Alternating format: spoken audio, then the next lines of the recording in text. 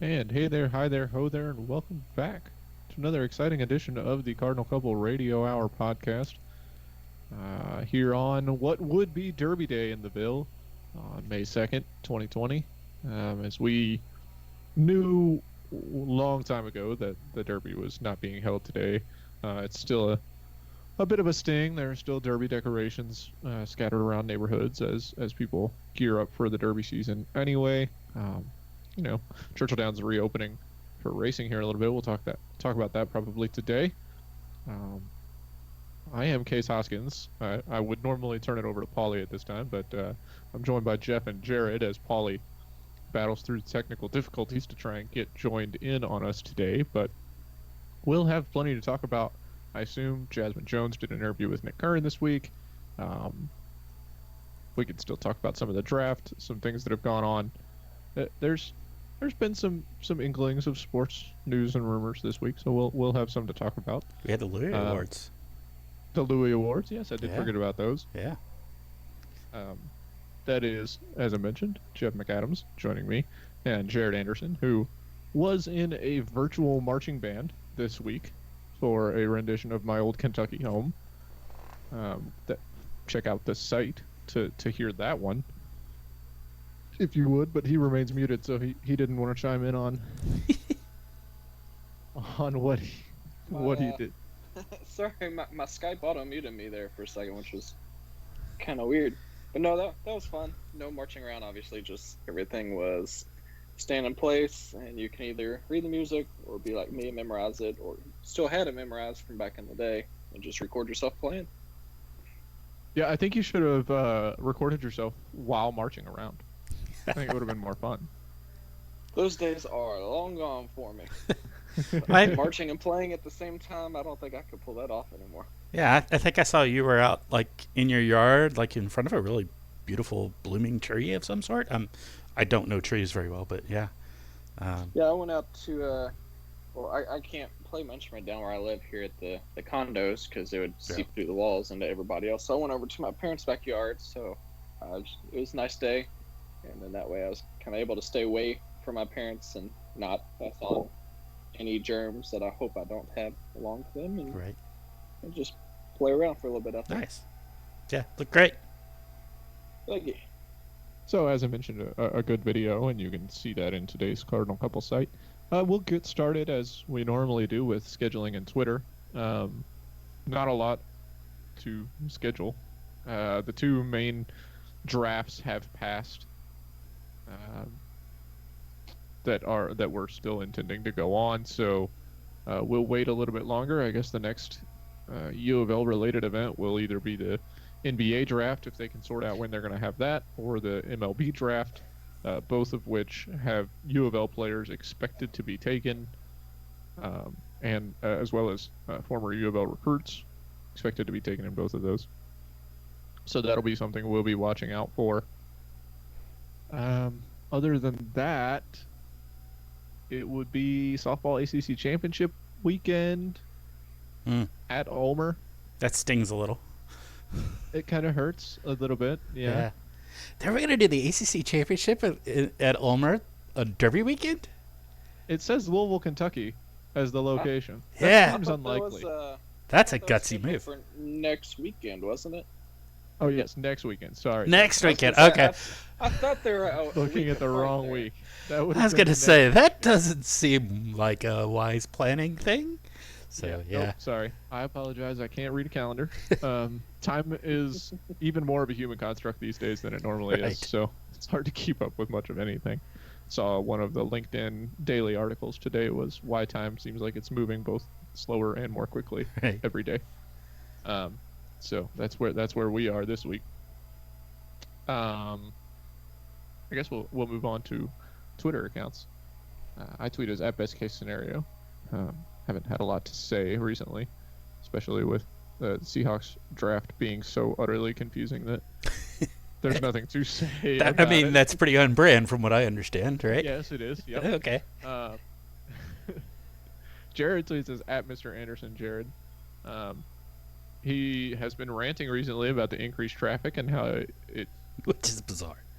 makes his makes his commute to work that I guess you got used to being shorter with less traffic now is getting back to more normal-ish. Uh, Bro, it's and it, gone from like a 6.5, 7 minute commute back to about 10 minutes again. I'm like, come on, man. those 3 minutes you were really banking on those when you left the house.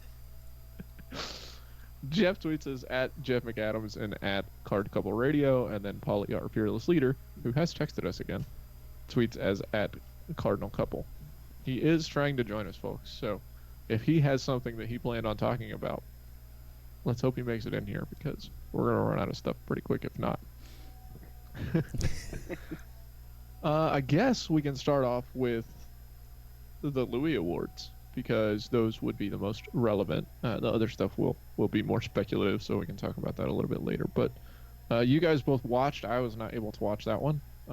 So I'll let you all take it away with Thursday night, I believe, the Louis Yes, Awards. it was. Yeah, I this was neat for me because I had never been to any of the Louis Award ceremonies. I think Jared, you went to maybe last year's, maybe. Um, I couldn't make it to the Louis Awards, but I did get to their talent show this past year. okay, I was thinking you had been to at least one of them at some point. I'd never made it to them, so I had not like I heard about the awards and everything afterwards and tried to follow along, but I hadn't actually seen the presentation of it. With it being virtual this year, they did broadcast it on I think through the Go Cards site and then through Facebook and Twitter as well. I watched it on Twitter for what it's worth. Yes, Twitter does live video. This is a relatively new thing they do, so kind of cool. Um, in any case, it was interesting to see. It was obviously, I'm sure it didn't have the vibes of the normal in-person Louis Awards that they do, which is, vaguely, red carpet awards ceremony sort of vibe going on is the impression I get. But it was neat to see all the different awards they give and the nominees and their presentation. And again, it was hosted this year by Celine Funky, Jazz Jones, and Fresh Kimball from the men's basketball team, who are all three just great characters, great presenters, and did a fantastic job with it. So it was really, I really enjoyed watching it. I was glad to get a chance to, and partly thanks to it being virtual, I was able to. Your thoughts, Yeah, Jared? it was I enjoyed it. Not actually having been present for one, just to kind of see how things rolled. Um, it is nice, kind of feeding off what you said about it being a nicer event. I kind of would describe the outfits as like a gala or formal type Mhm. thing, where many of the gentlemen will go suits and the women will go dresses, and then you'll kind of see a mix and match in between as some of the student athletes. I think they usually have it downtown Yeah, I want to at say it's one of the. usually at the Palace, maybe downtown. Yeah, I think they Yeah, rent out the palace. something like So some place like that. right, so like you said, it's kind of like a red carpet event, and then UofL usually has one of their own photographers there and a videographer there, kind of like you know paparazzi esque look, and then they all get to go in and celebrate and cheer each other on for their several accomplishments. So you don't really see the whole competitive of, oh, you beat me out for this award. It's more like, hey, congratulations, you're so well deserving. I'm happy that they chose you for this award. So it's nice just to see the student athletes support each other. Yeah, agreed. Gosh, do you all want to go through some of maybe some of what the awards are? There's one I'd like to highlight just because the category was such a stacked category. I don't know if there's any maybe Jared that you want to talk about or Case that you saw afterwards. Yeah, I There. think I've got kind of the same one in mind that you're Yeah. thinking of. And it's a good one to see. There are a few that you look through these. Obviously, um, they want to be, as equal as possible. There's always a male and a female Mhm. um, item for each award. It seems like, except for there are a few awards where there is just one award winner. The community service individual is just given to one person that went to a Ladybird. So chalk that one up as a win for the women. Humble and Hungry Award, only given to one person, went to Sarah Hernandez. That's Mhm. chalk that up as another one. So they were taking the lead there. Pet Band Member of the Year also went to a woman. So really, uh, joint excitement of U of L women's athletics took the stage, but I think the one that you're thinking of, I'll let you talk about it a little bit more. Yeah, I was particularly thinking of they have for each year, freshman, sophomore, junior, and senior, they have a male and female athlete of the year. A little harder to compare cross genders, but they do compare cross sports in these. So, and particularly the female junior athlete of the year, they threw up a graphic with the nominees for it, and there were 5 in this category. And usually these categories only have 4, but there were 5 in this one. And I saw that graphic, glanced through it, and my immediate reaction was, "Holy cow, that's a stacked category with some incredibly good student athletes." There was Amina Ekic from soccer, Dana Evans from women's basketball, Celine Funke from softball, Lauren Hartledge from the women's golf team, and Mercedes Pasteur from field hockey. The award went to Mercedes Pasteur, Meche, as everybody calls her. And I was just amazed. I mean, she's a phenomenal player, but to pick any of those over any of the rest is just, I think, a really statement of support and encouragement, because that's, like I said, it's just such a stacked category with some amazing athletes that are all pretty much the faces of their program right now. Is really interesting, and these are all players that are going to be coming back, athletes that are going to be coming back and have another eligibility year with us. It really bodes for an exciting season ahead, I think, of sports whenever we can get sports back out on the field. So, Celine Funke and Lauren Hartledge with 2 years.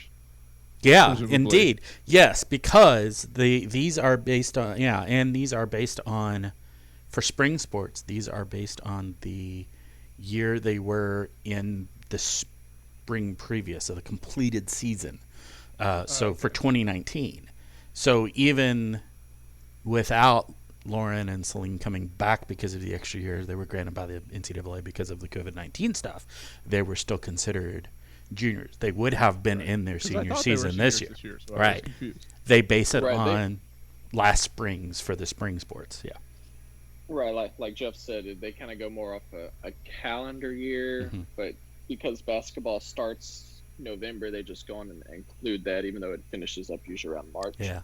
So it gets a little confusing, especially the first time I read through the awards a few years ago. I'm like, this seems a little off, unless if I just can't figure out who's who anymore. What it comes down to is the nomination is based on the last their eligibility in the last completed season.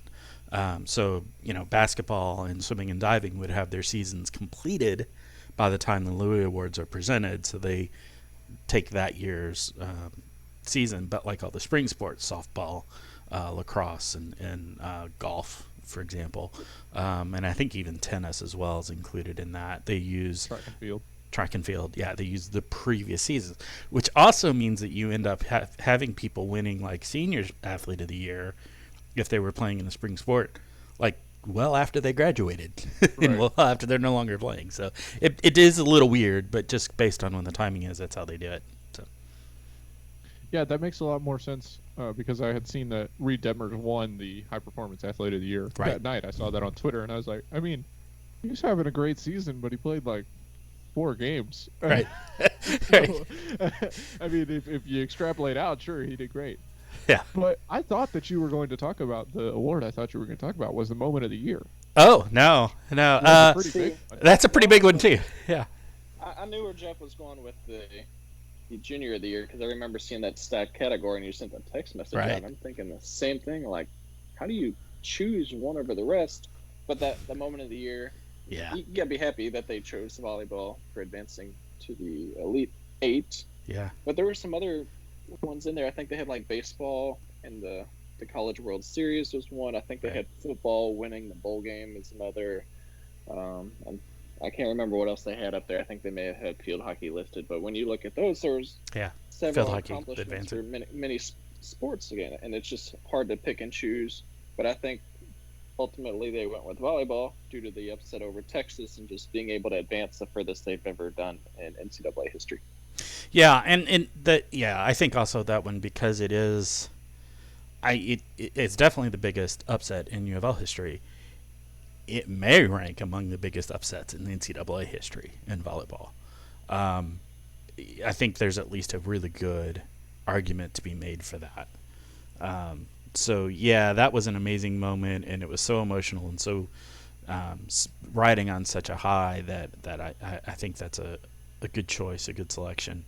Obviously, I'm proud of it, but I'm not always just about volleyball. I do sometimes think about other things. So You mentioned it's one of the biggest upsets probably in NCAA history for volleyball, and I think what drives that, um, we're so used to Cinderella stories in Mhm. basketball, right? And it's much more susceptible to Cinderellas and upsets, I would say. right, All the games are played on neutral courts. It's one game. It comes down to, if the game is close, it comes down to the final minute and who's going to execute. And sometimes the lower ranked team just does it. And in volleyball, that's so different because you can have all the momentum in the world winning two games. You lose that yeah, third game and the wheels can fall off for the match. And all of these matches are played at hostile sites. If you're playing the higher ranked team, this one right. was in Texas, and so Yeah, it's a all the way lot. through the Elite Eight for that typically. Yeah, Yeah, so it's a lot harder for a team to make a Cinderella run, and I think that right. Louisville had to go to Western Kentucky as one of the ranked seeds. Obviously, Western was the 16th seed, so a little bit lower, but I think it's they were still an upset. were they Or 16? I was it thought they were 15. either way? Yeah, The bottom still. half of the seeds. So U of L getting some credit as they'd be a top half seed probably, but if you were Yeah. ranking out the 64, but that's still a far run for them to have made it as far as they did, and Hmm. one of the more Cinderella-y stories in volleyball. Yeah, and that's particularly true because there were two matches in a row that volleyball played on their opponent's home floor. I mean, the round of 32 was in Bowling Green against Western Kentucky, and then they moved to Texas to play in Gregory Gymnasium, which is Texas's home stadium, home gym for volleyball, and played them in that Sweet 16 round. Then they had to play Minnesota, and unfortunately couldn't get it done. But at that point, that's kind of a neutral floor for that match. But yeah, that the big win over Texas, number 2 seed in the country, a very very good, big, tall, strong Big 12 team, and that's a big win. That's a style of play that Louisville has tended to struggle with over the years because we haven't played that way. We're starting to more and more as we're seeing, Danny Busman Kelly's recruiting classes starting to show up and they're getting bigger and stronger. Her Big Ten philosophies shining through. Yes, exactly. That Nebraska style. You're starting to see it more and more, including this past week. We had a verbal commit. Yay. So the 6'4", 6'5", going to be fun. So, yeah. Yeah, and I guess obviously I should have recognized that Western was the 15 seed Right. in the 2 seed. Right. Yeah. Texas's bracket. Yeah. Exactly. Yeah. So, any other exciting awards or exciting moments from the show that you guys want to call out? The big award that they have, the kind of the capstone, super prestigious one is, what do they call it? The L1C4. The L1C4 Louis Award. Yeah, is kind of the final one of the presentation, and is really kind of given to the student athlete that most exemplifies and most exemplifies the concepts and honors of what they want to present as an athletic department. That was given to Blanton Creaky, the football player, kicker, who had a wonderful career and did great things. So I do love that one. That was a great selection, I think. Yeah, you could probably call that the Kyle Couric Award if you wanted to. Yeah, true. Yeah. From the volleyball perspective, the other one I'll shout out was freshman female player of the year was Ika Jones. Was again a great selection for that. She had a great official freshman campaign. She did redshirt last year. She's been with the team for 2 years, but didn't play the previous. So this was her official freshman year. She came on strong. She did some amazing things and really kind of became, again, the face of the program to a fairly significant degree as a redshirt freshman. It was pretty amazing. So that was a great award. They did have a video chat on several of these, either a video chat by someone with a message to the player, or in some cases actually conveying the information to them, recorded ahead of time. And the one with Aiko was recorded ahead of time, and was great to see her reaction to it. So it was great to see the reactions of several of the players doing that. I think the one that I liked most was Comeback Athlete of the Year. I know it was a men's athlete and not a women's athlete, but looking at Andre Barna and what he went through for the swimming and diving team, to be able to go through surgery and treatment for cancer and then return in time for the ACC championships, which now you're looking at would be a year ago, because I don't think they ever really finished the most recent ACC and NCAA championships for swim, but he finished as high as third. But to be able to come back from what is often considered like a life-threatening disease and still compete and keep going forward, I think just is an inspiration to a lot of the student athletes. So I was happy to see him win that one.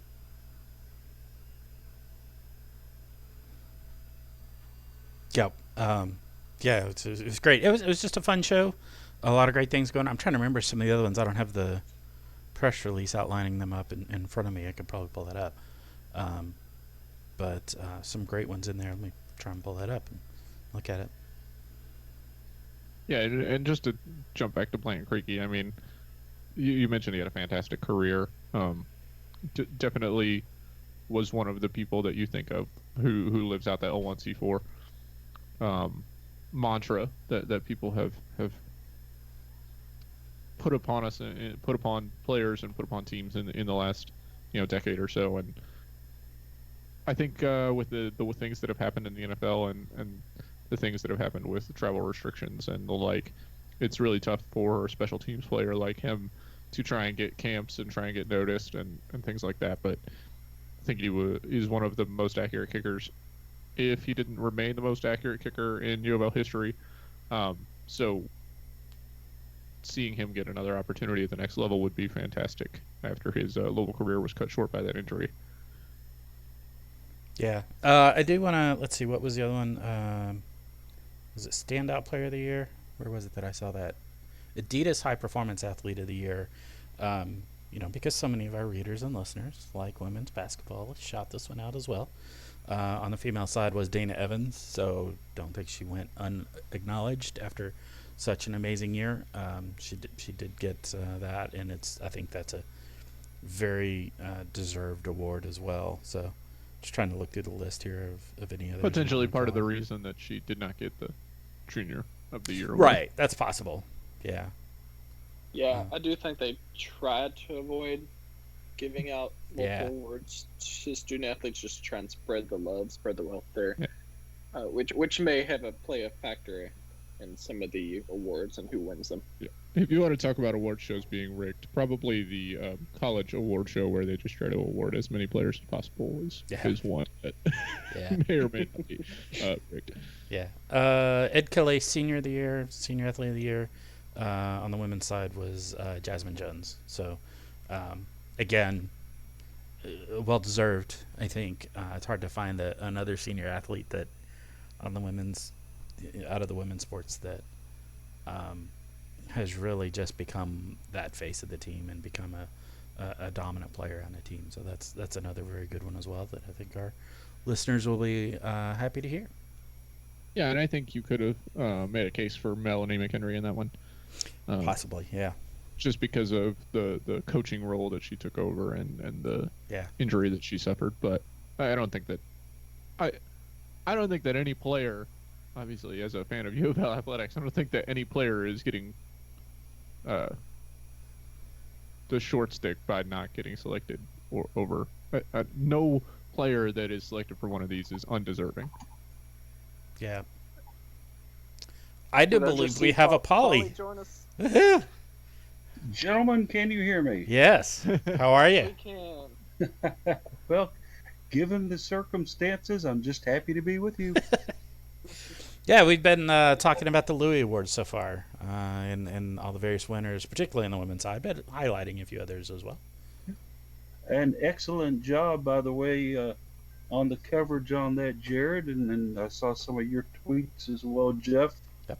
A job well done, guys. I did not get a chance to watch it, so I'll be happy to listen and make comments as you continue to discuss it. Yeah. Well, I think we've just about wrapped them up. Um, we've covered just about every award that was handed out, I think.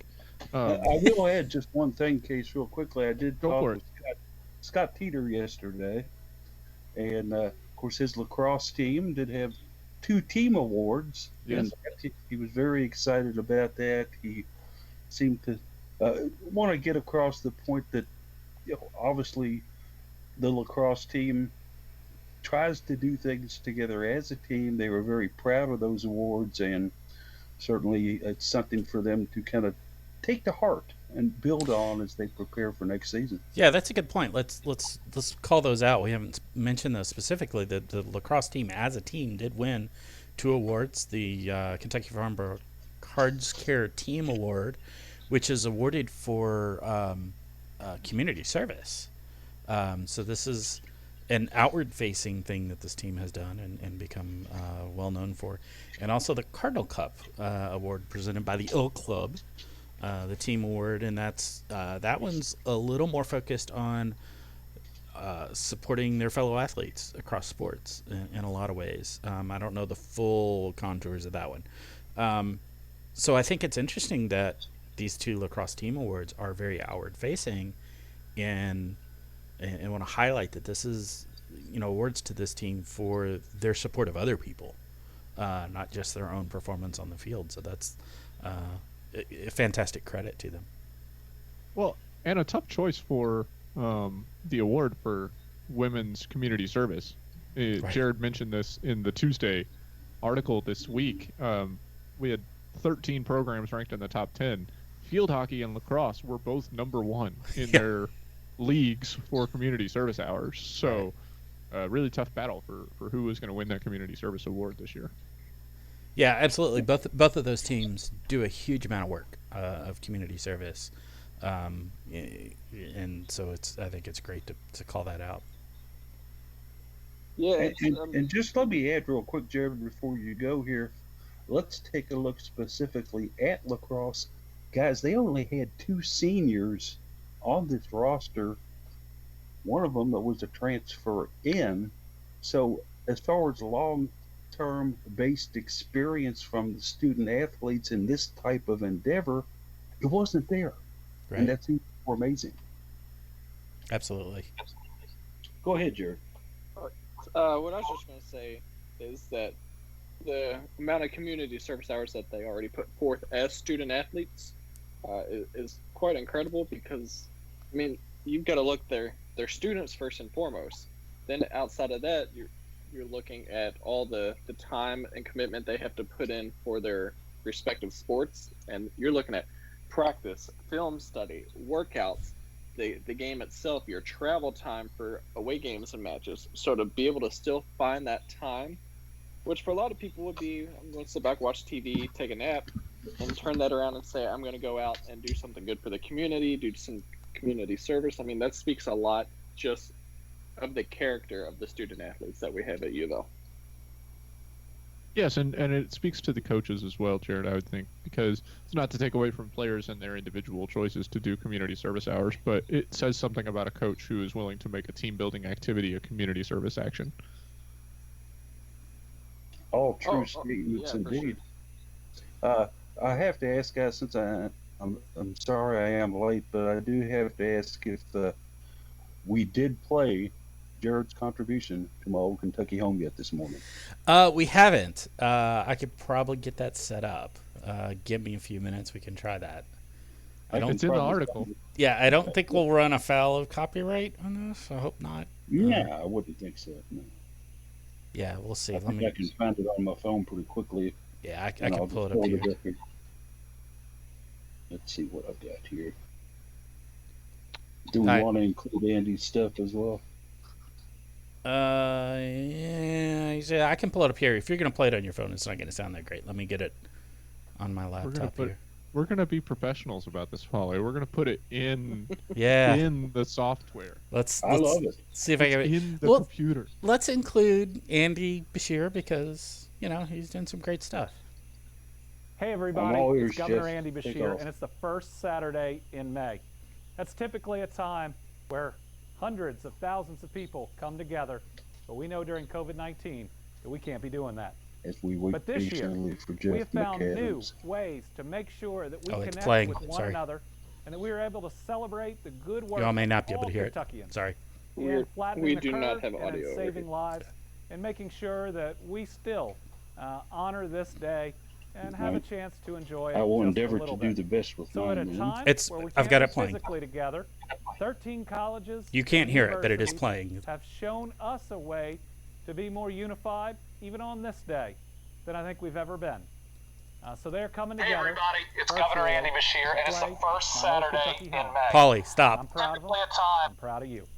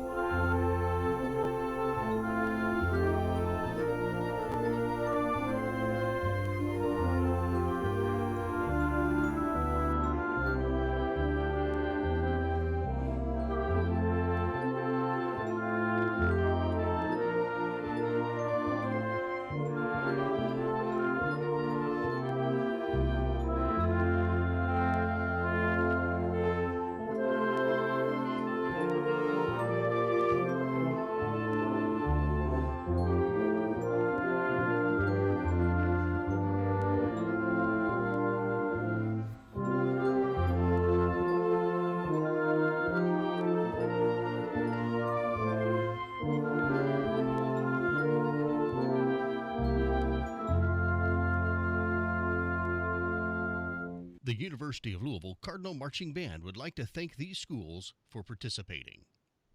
And this is Steve Kirkland, the voice of the Cardinal Marching Band, reminding you it's great to be Team Kentucky. May the sun always shine bright in our old Kentucky home.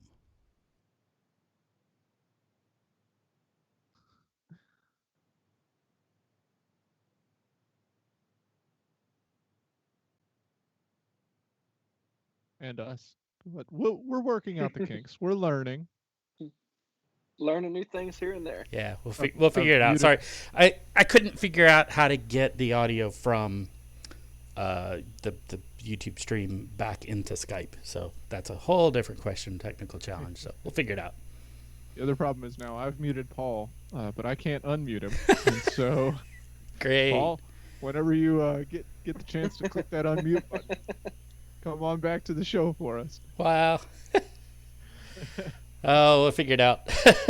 We'll move on. Jeff, you mentioned previously, as we were talking about volleyball and the bigger, stronger, powerful style of play that Danny Busboom Kelly wants to move forward with, how we now have a new verbal commitment.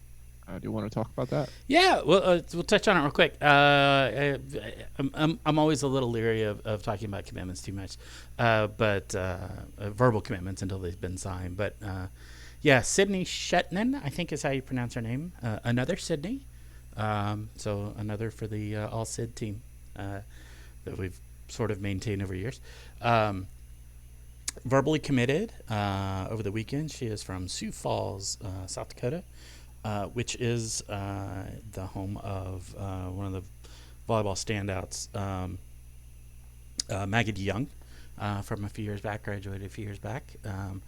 And Sydney, let me make sure that I get this right. Sydney played in the club that Maggie played in, and is I think now also coaching for. So connection there.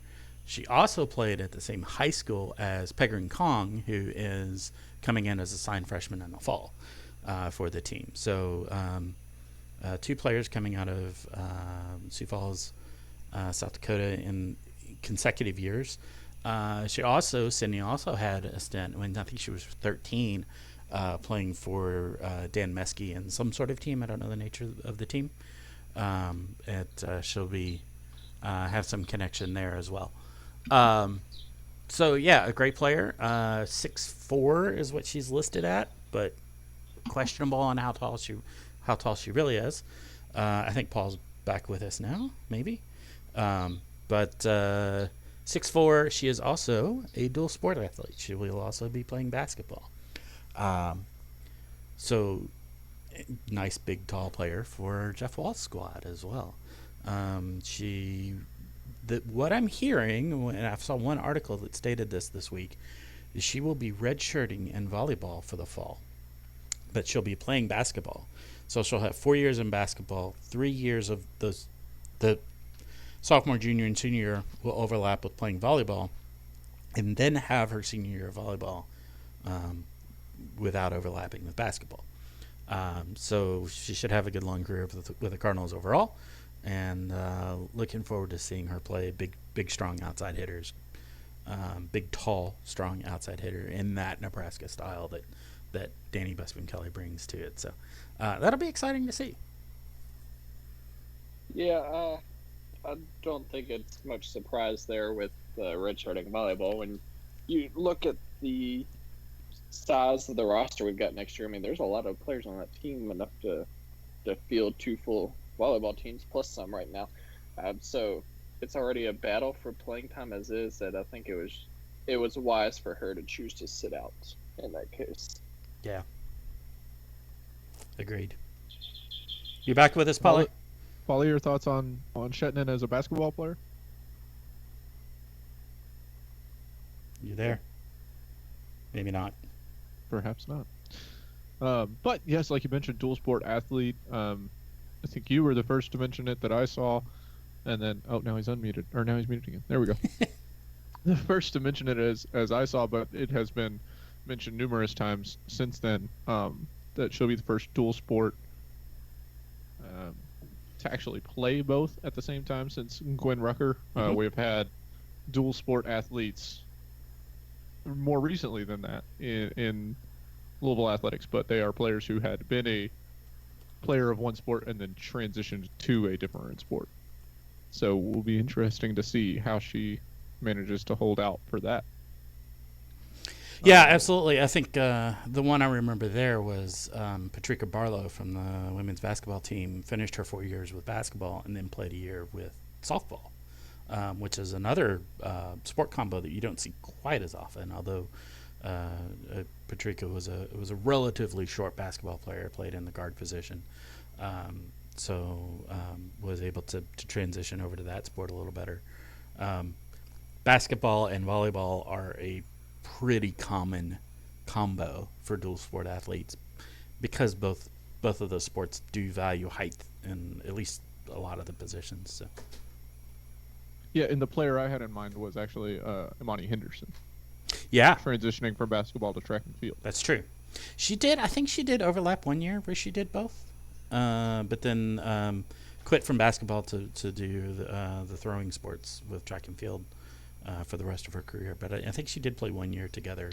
It looks like she's a participant in both her freshman and sophomore years, but she did not overlap because she only competed in the spring seasons, the spring outdoor seasons for track and field. It may only barely overlap. Yeah. Yeah. During ACC or NCAA tournament time. Yeah.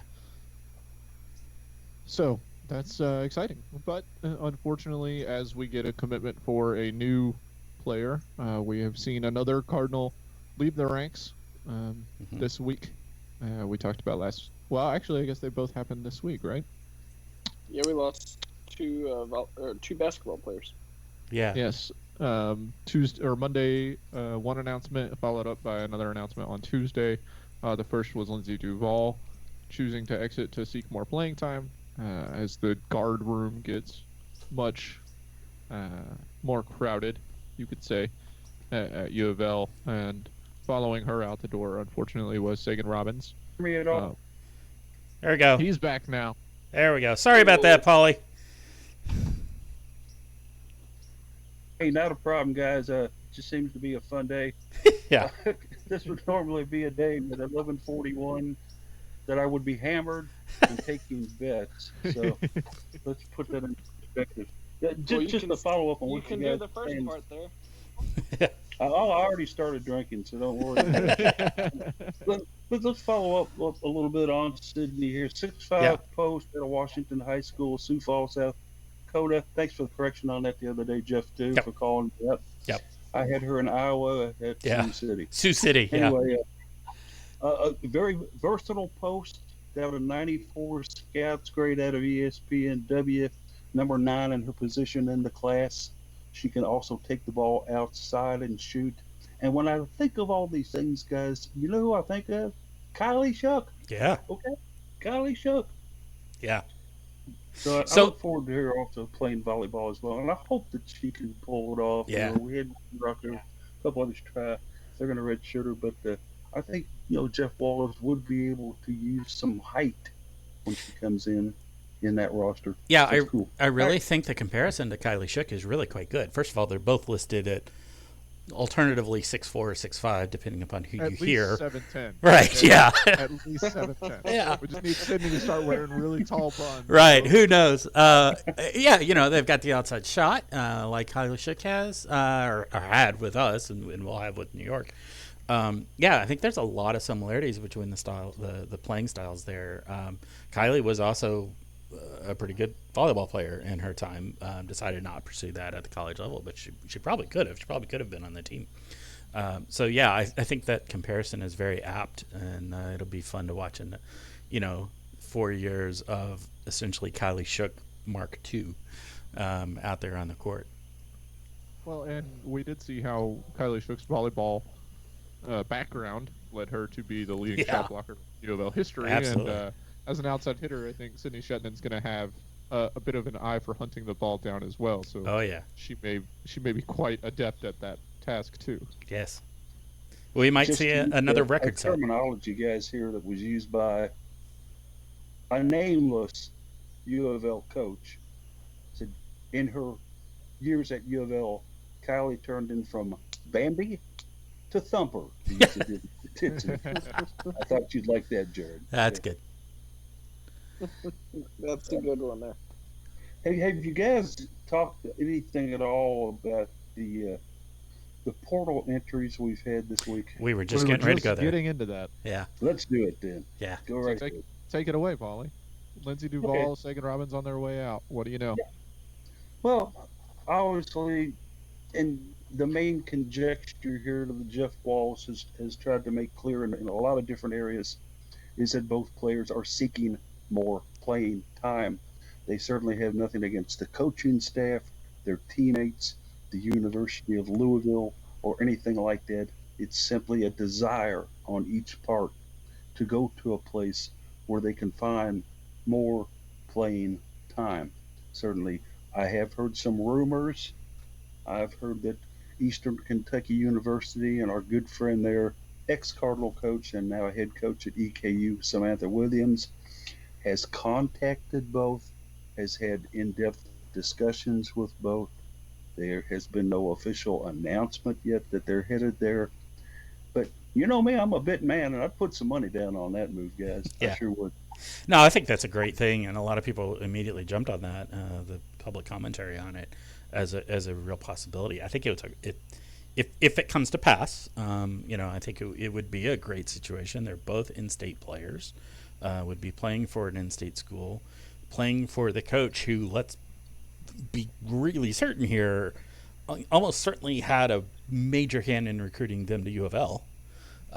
Samantha Williams certainly has been a major factor in U of L's recruiting in past years. So I think there's probably a pretty good chance of that being a possibility. She's building up that program down there. She just finished her first year, an aborted first year, unfortunately, but just finished that out and had some really good success already in 1 year. So bringing in a couple of very talented players might really help that her situation there as well. So could be a really good opportunity for both.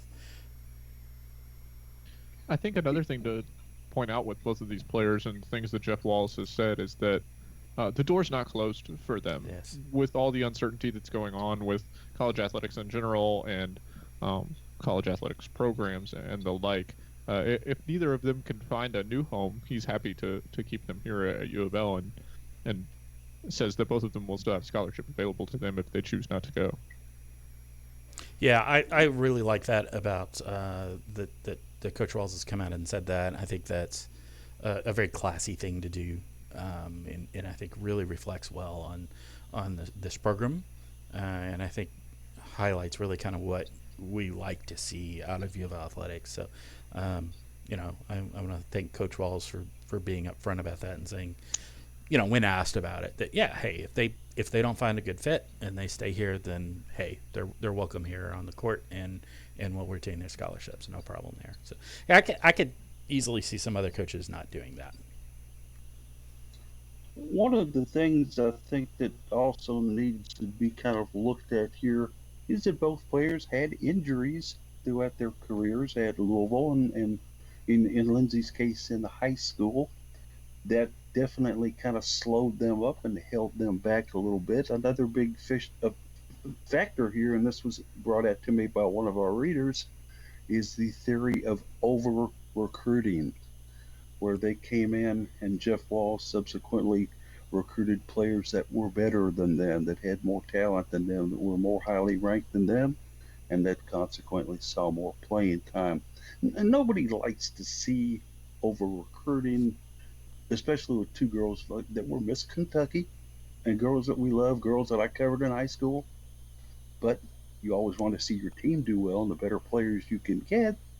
Sometimes, these players that came in highly heralded and touted, they kind of find themselves in a subservient second citizen role behind better talent fellas.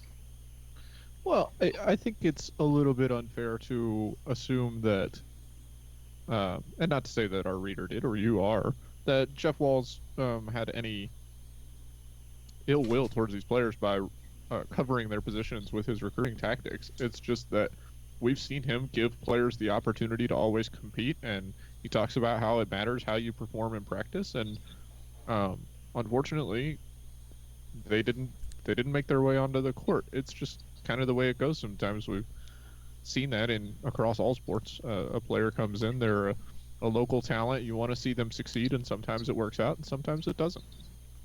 Jared, I'd like your take on this because you followed it really closely the last couple of years, like I did. Over recruiting happens, but I think part of it too is the uncertainty of how a player will bounce back from an injury, and it's not always are they going to put forth the effort that I need to see after an injury. It just may be the fact that their body is telling them, no, you're not going to be able to do this anymore. Your body's saying, I'm done, I'm sorry. So you're taking the risk of relying on them coming back 100% if you don't go out and recruit somebody. But then in the event that they are going to be okay and be healthy, fully functional, ready to go, well, then now you've got an extra spot you just put on the roster, which is going to cause more people competing for playing time. So I don't really want to put the coaching staff in the wrong, because what you're trying to do is you're trying to build a team that's going to be successful, not just for this year, but also looking forward to years ahead as well. I think it's a very good point. Also, just wanted to point out, I did an interview with Chris Stallings earlier this week, who is the head girls basketball coach at Bullitt East and was also Lindsey Duval's high school coach. And when I asked him specifically about Lindsey leaving, because we knew about her at the time I interviewed him, we didn't know about Sagan just yet. He said, you can't ask for a better team person than Lindsey Duval, who would do anything. Case in point, where she was meant to be a guard, she actually played the four or power forward for Bullitt East her final 2 years, because basically she was the only one that could go there and perform at. So personalities are important, and Lindsay's got a great one. Jared, you and I have talked with her. We know how nice she is, how wonderful she is, and I just want the best for her, and I want the best for Sagan wherever they end up. I can say that honestly. Yeah, and I don't think that either player was too upset that they were providing a bench reserve role because, as you talked about, and knowing Lindsay, that she fully supports her team and whatever's going to be best for the team. But I think at the same time, it you put forth all that effort and practice and your workouts, and you often don't get to see any playing time on the court, and it can be kind of tough. And you might see you're getting outside pressure, possibly from family or friends, who would be like, "Why are you doing this if you're not seeing any results?" And that could be part of it, or it's just the whole. I feel like I could be a bigger contributor to a team if I was on the court doing things.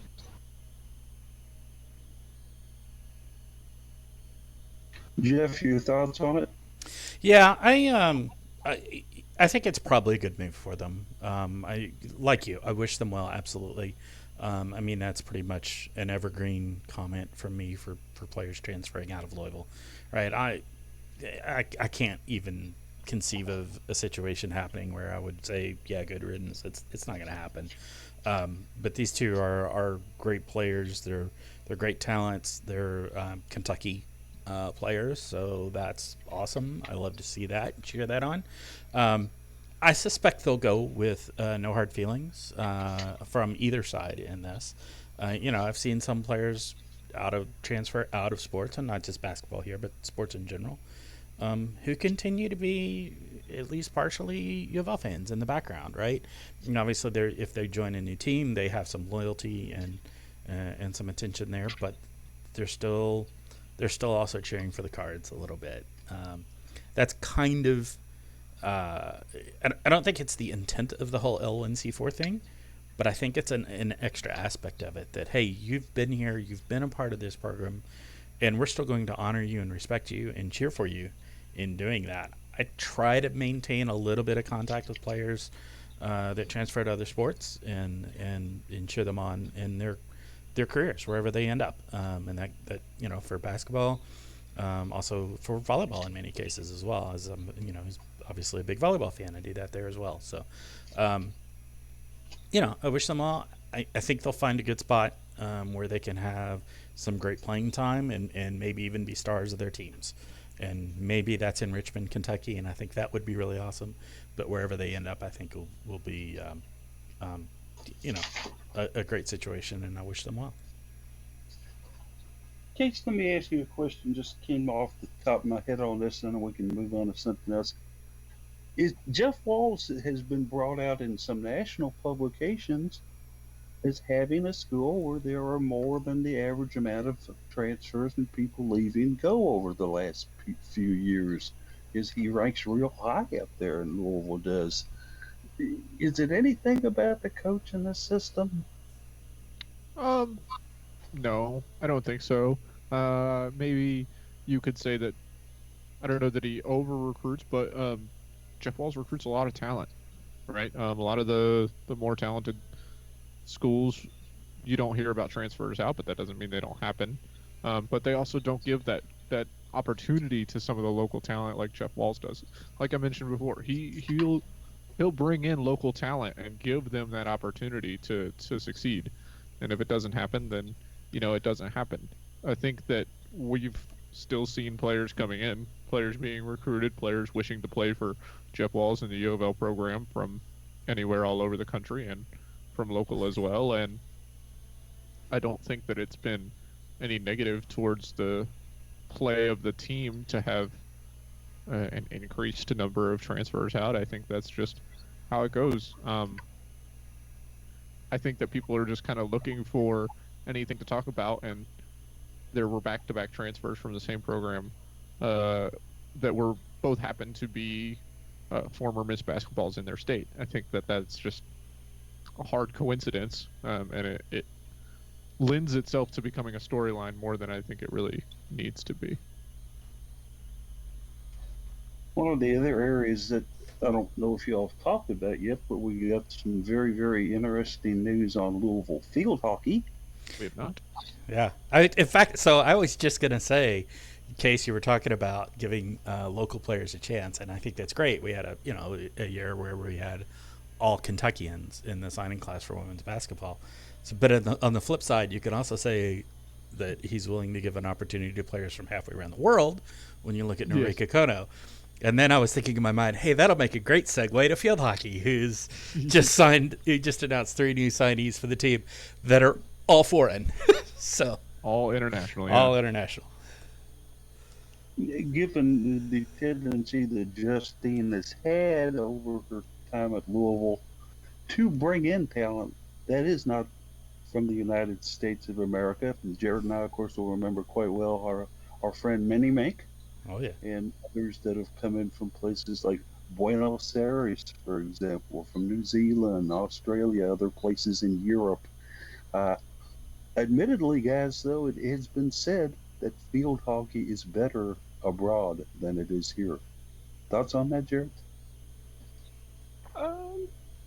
I could actually see that just because when you get outside of the whole like New England area part of United States, you're not seeing field hockey as widespread and popular as other sports that would be also considered non-profitable in terms of college athletics, such as baseball or soccer or volleyball.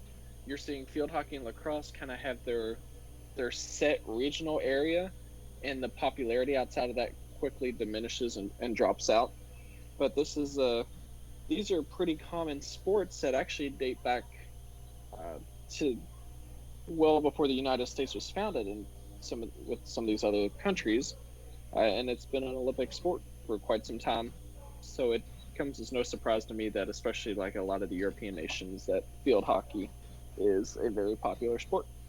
Yeah, and I'll add to that. Obviously, Justine Sowry is from Adelaide, Australia originally, right? So she's Australian. She's an international personality coming into. She's gonna look internationally as well because of that. We've had some amazing players from Australia, a great one from New Zealand, Ireland. Yeah, getting there. Yeah, pretty darn good goalkeeper. Didn't want you to forget. Yeah, pretty darn good goalkeeper from Ireland. And we've had Minnie Mink from in Europe as well. So, and these are all these 3 coming in are also all European as well. We've got now go ahead and list them off. Paulina Meyer. I'm not sure how you pronounce it. Mayer. Mabaloni has a first name. Sorry. She's from Mannheim, Germany. And then I'm going to butcher this last name as well. Charlie Van Oorschot. Yeah. From Haarlem. That's with 2 A's in the Netherlands. And then the last one, Amy Plum from Canterbury, England. So those are the 3 that were announced as signees coming into play. I don't know much of anything about these players, but it's a very international squad, so I'm sure they'll find some support there, particularly, and then also the other squad I think of for international student athletes is swimming and diving, just for what it's worth. Also a very international one there. In case I want to go to you on this, because you had the information and such, and a lot of info on this. Plum was U16 over in England, one of those captains on the team over there. What else can you tell us about her and some of the other 2? Sure, good question. Not much. I think that one of the things you can say from a player being on one of the U16 teams, like you mentioned, Amy Plum in England, is that she probably played against Aisha McFerrin, right, during some of their very close regionally in that competition. So I think that anything is going to be exciting to bring in student athlete signees, especially if they have national team experience. That means that they have been recognized at the highest levels in their country as a developing player, and it's certainly never a problem to bring on a development academy national team player, as we've seen with soccer as well. One of the things that are also developing in our society on a daily basis is that more and more there have been conversations, there have been topics of thought about teams starting to get back together in training facilities, either as individuals or in small groups. I've seen it in soccer. There's been rumors of even here in Louisville with youth basketball and football. Kind of like to get you guys and pick your guys' brain on that thought and idea there. Is it time to do this, or do we need to wait some more?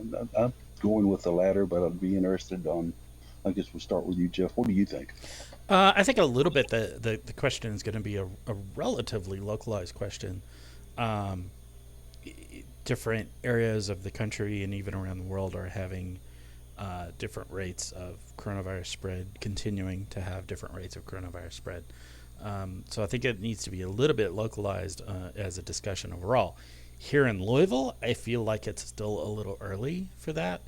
I'm just looking at the numbers, hearing from Andy Bashir every day, nearly every day. He's not going to be on today. He's taking a day off. Good for him. Take a day off. Enjoy it. That our numbers are still at a plateau. It sounds like, so it may be a little early to do that. I don't think our testing capabilities are to the point where they need to be able to start having significant groupings like that together. So I would be a little leery of it. I think we're getting close to where we can start kind of carefully doing some of those things. Maybe depending upon the ability to have some more very localized testing capabilities that where it may be beyond what the general public testing availability for an area could be. If you could get a group together and test them all and make sure that they are not having this virus right now, then maybe they can start having together.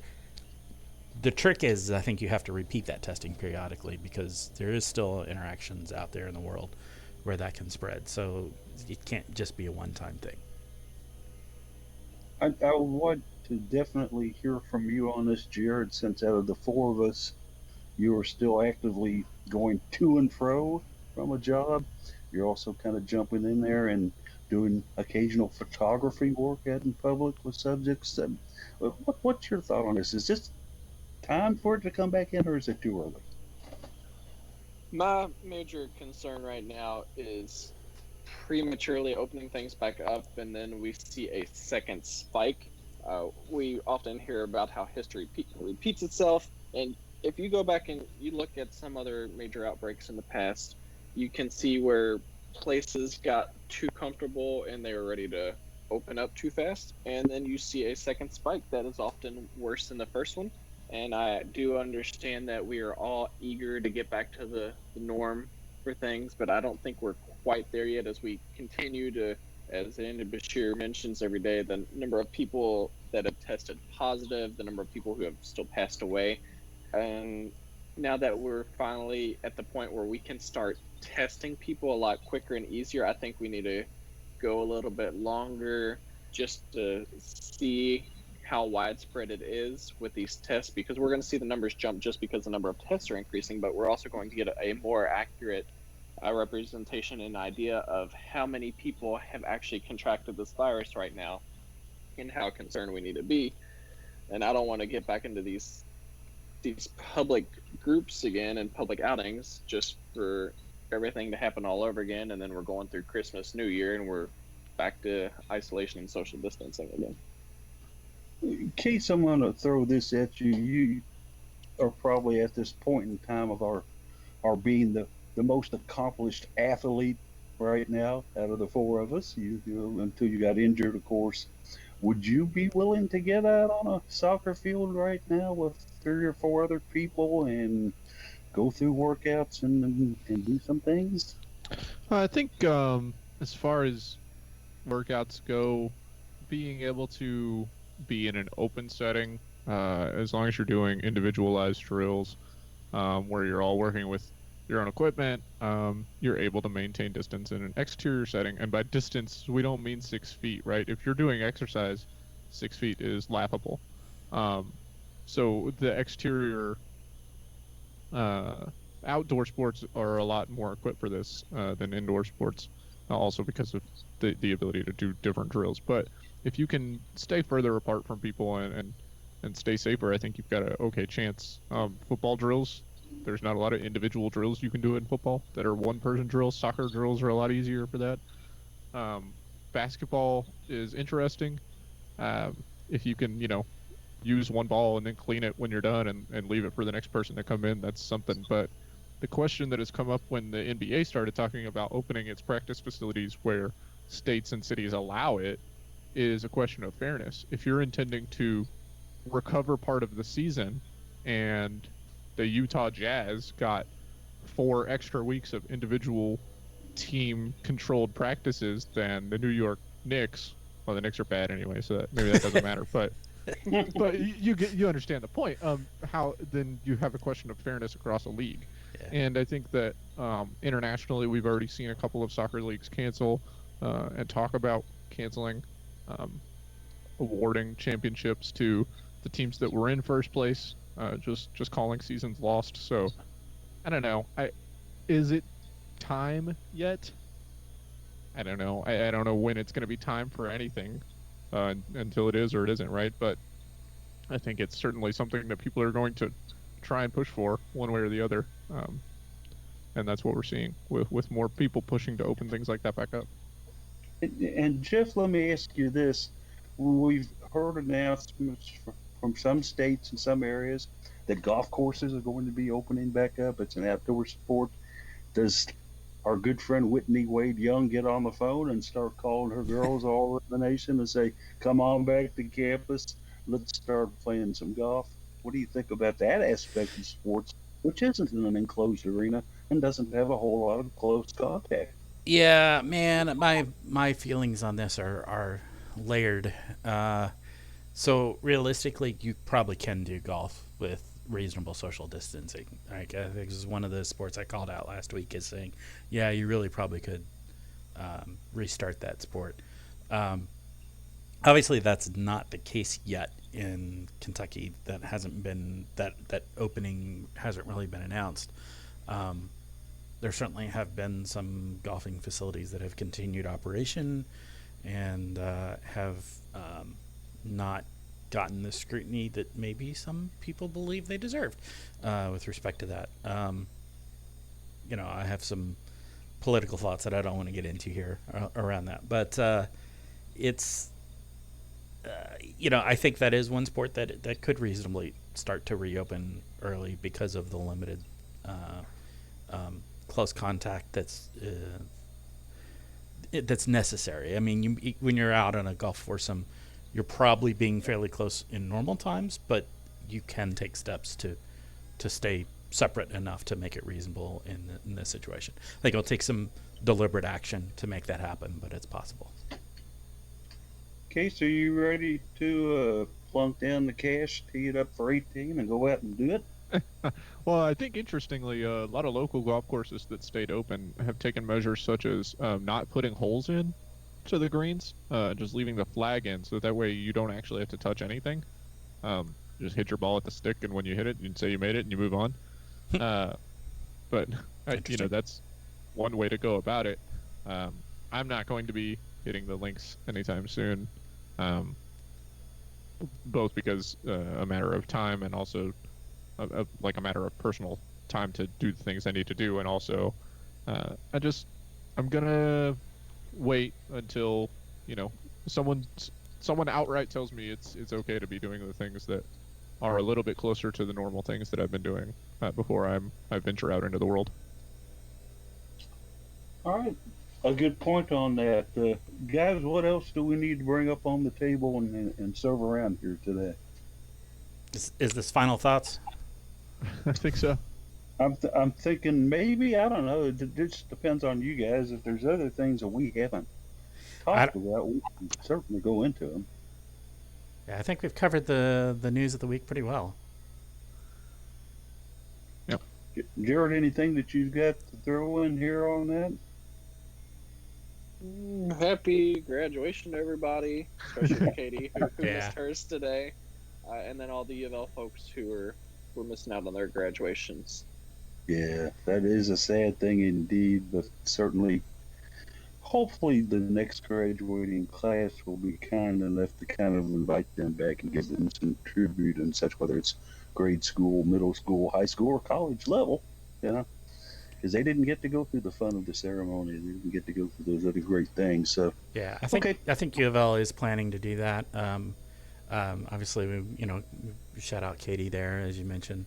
We'll convert that garnet and gold to red and black soon enough. But uh, another one along those lines that I saw tweeted, Sean Moth tweeted out that his son is graduating from Wright State today. So similar sort of situation there. So Sean Moth, who we all know and love, voice of the Cards. So the forgotten school in Dayton, but still a strong tower up there.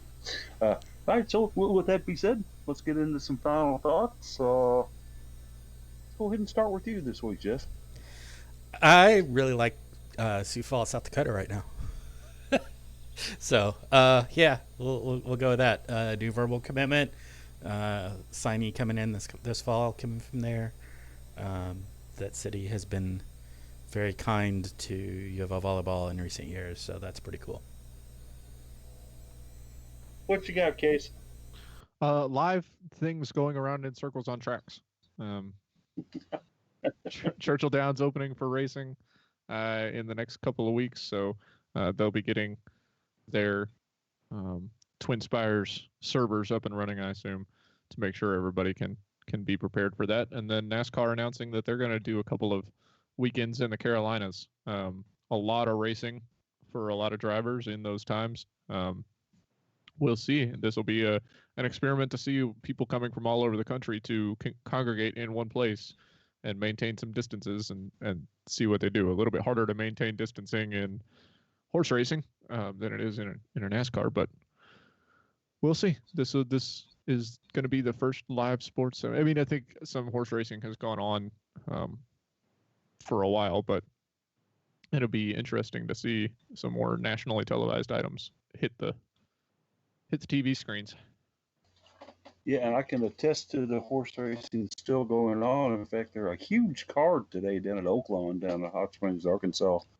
No fans in the stands, of course, but the two divisions of the Arkansas Derby, which in past years have been a key provider to horses who have won and run in the Kentucky Derby.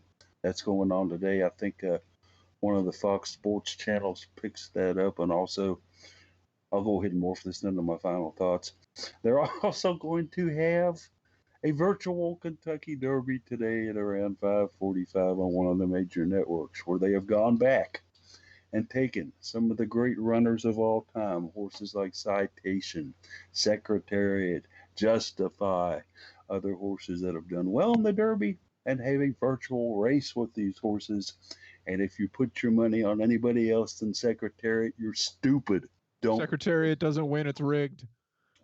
Yeah, if it is, then I am calling out whoever came up with the platform, the format for this thing, because Secretary could beat any of this field with three legs in his prime. Okay, you heard it here first. I don't think you can wager on this, by the way, but anyway, go with Big Red, go with Secretary. 1973 Kentucky Derby.